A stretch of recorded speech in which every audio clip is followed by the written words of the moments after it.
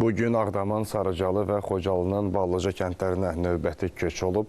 Səhər saatlarında Qaradağ rayonunun Lökbatan qəsəbəsindən 169 nəfərdən ibarət 39 ailə Sarıcalıya yola salınıb. Hazırda isə Ağdamda Ballıcadan olan 15 ailə doğma kəndlərinə yola düşür. Əməkdaşımız Elnur Tofiq indi bizimlə birbaşa bağlantıdadır. O köçün təfərrüatlarını çatdıracaq.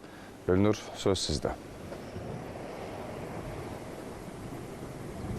Bəli, soyuq yaz günündə Ağdamın işğaldan azad olunmuş ərazilərə giriş postu daha bir əlamətdar hadisəyə ev sahibliyi edir. Belə ki, bugün 54 ailə, 237 nəfər doğma yurda qovuşacaq. Bugün həm Xocalı rayonunun Ballıca kəndinə, həm də Ağdamın Sarıcalı kəndinə növbəti köç gerçəkləşəcək və giriş postundayıq.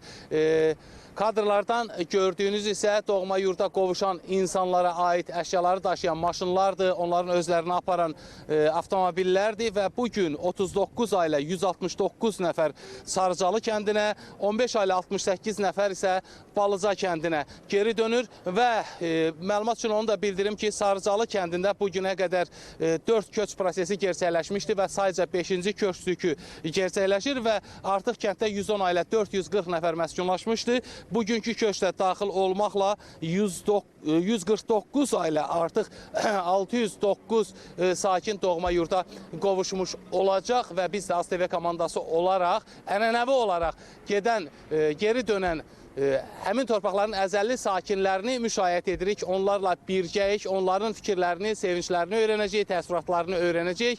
Yəqin ki, qarşıdakı xəbər saatlarının birində süjet formasında sizə təqdim etmə imkanımız da olacaq.